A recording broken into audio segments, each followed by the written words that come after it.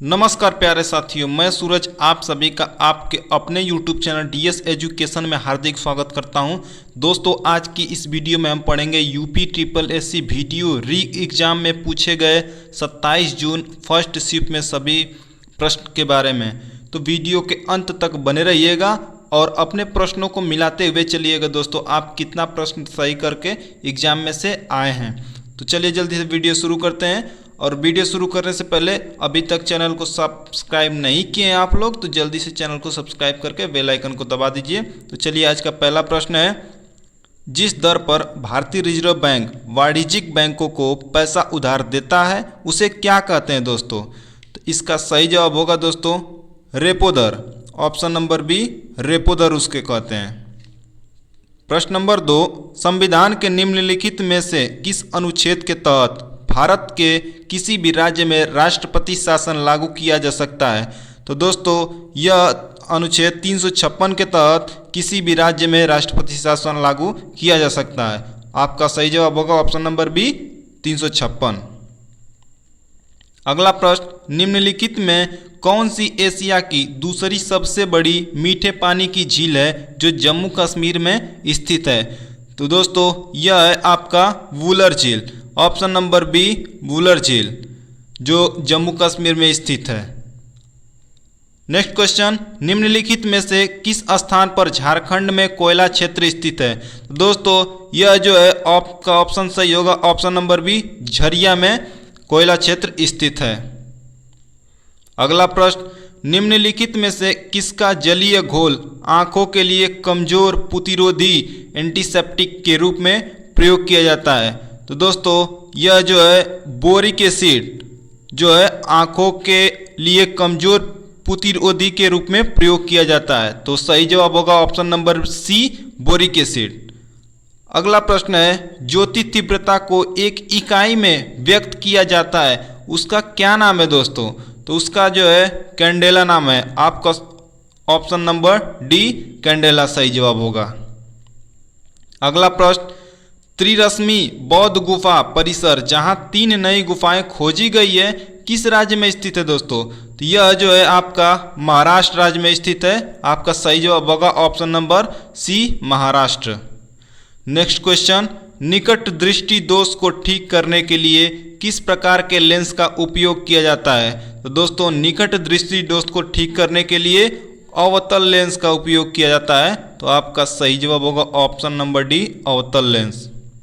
अगला प्रश्न, हानिकारक यूवी पराबैंगनी किरणों से हमारी रक्षा करने के लिए वायुमंडल की निम्नलिखित परतों में से किसमें ओजोन परत मौजूद है? तो दोस्तों, ओजोन परत जो है समताप मंडल में मौजूद है जो कि हमारे हानिकारक यूवी पराबैंगनी किरणों से हमारी रक्षा करती है।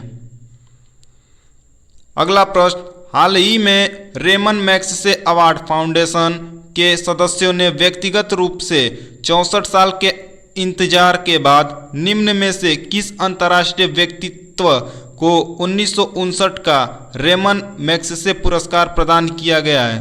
तो दोस्तों, यह जो है दलाई लामा जी को रेमन मैग्सेसे पुरस्कार 1959 का प्रदान किया गया है।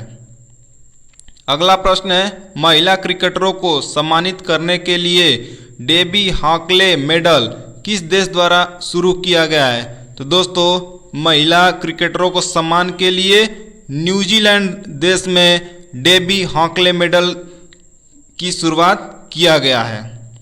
अगला प्रश्न, उड़ीसा के निम्न में से किस जिले में गर्भवती महिलाओं की स्थिति पर नजर रखने के लिए निरीक्षण ऐप लॉन्च किया गया है?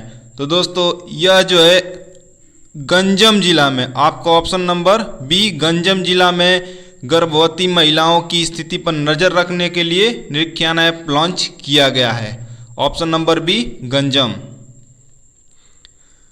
अगला प्रश्न है, नोबेल पुरस्कार वर्ष 1901 से दुनिया भर में पुरुषों और महिलाओं को सम्मानित किया जा रहा है। वर्ष 1968 में निम्न क्षेत्रों में से किस क्षेत्र को जोड़ा गया है?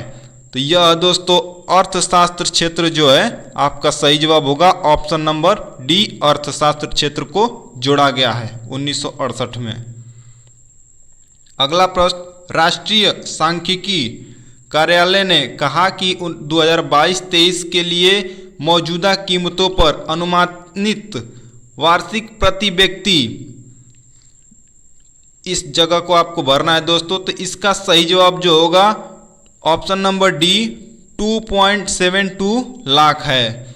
मतलब अनुमानित वार्षिक प्रति व्यक्ति 2.72 लाख है।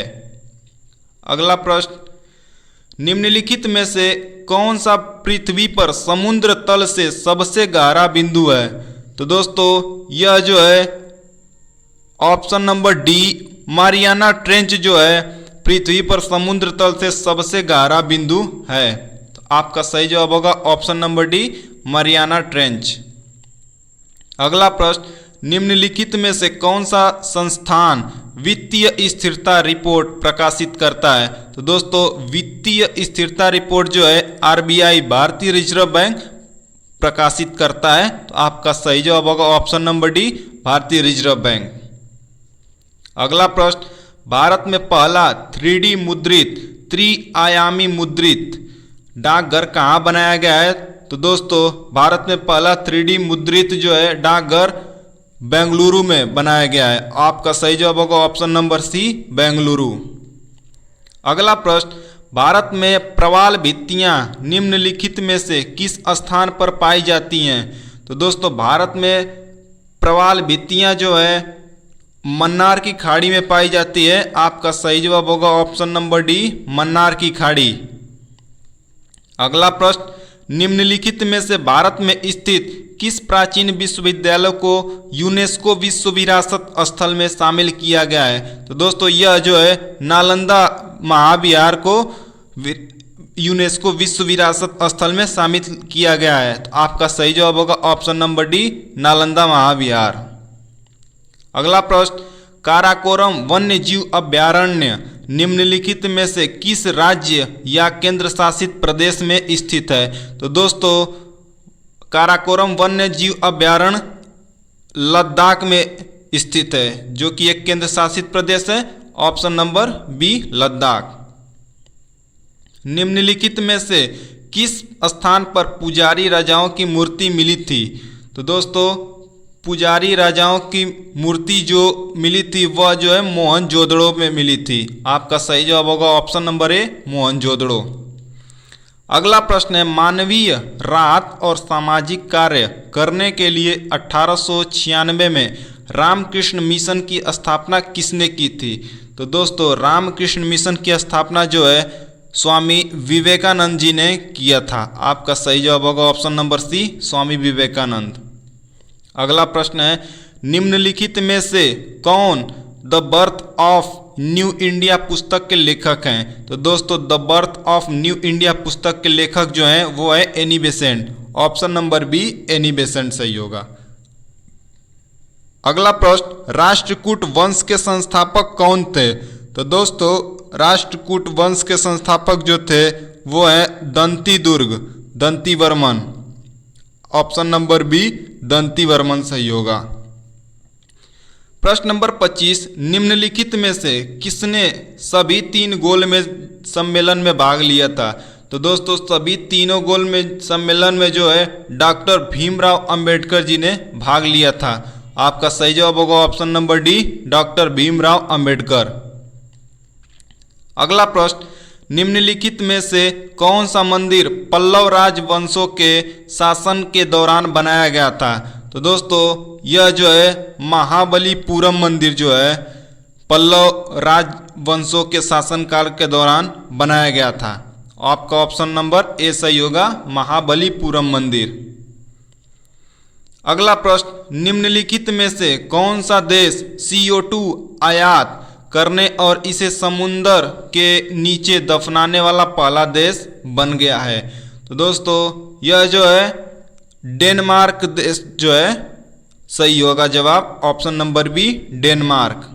अगला प्रश्न, केंद्रीय गृह मंत्री अमित शाह ने निम्नलिखित में से किस शहर में सुरक्षित शहर परियोजना का शुभारंभ किया है? तो दोस्तों यह जो है बेंगलुरु शहर में सुरक्षित शहर परियोजना का शुभारंभ केंद्रीय मंत्री माननीय श्री अमित शाह जी ने किया है। अगला प्रश्न, भारत में न्यूनमती स्थान निम्नलिखित में से किस उद्योग से संबंधित है? तो दोस्तों भारत में न्यूनमती स्थान जो है पेट्रोलियम उद्योग से संबंधित है। तो सही जवाब होगा ऑप्शन नंबर बी, पेट्रोलियम उद्योग। अगला प्रश्न, निम्नलिखित में से किस देश में हिंसा के बीच 10 लाख से अधिक पोलियो टीके नष्ट कर दिए गए हैं? तो दोस्तों यह जो है सूडान देश में 10 लाख से अधिक पोलियो टीके नष्ट कर दिए हैं। तो दोस्तों वीडियो पसंद आया तो वीडियो को लाइक और शेयर जरूर करिएगा और नीचे कमेंट बॉक्स में जरूर बताइएगा कि आपने कितने प्रश्न इसमें से सही किए हैं परीक्षा में। तो अगले वीडियो में अगले टॉपिक के साथ फिर मिलते हैं, तब तक के लिए नमस्कार दोस्तों, जय हिंद।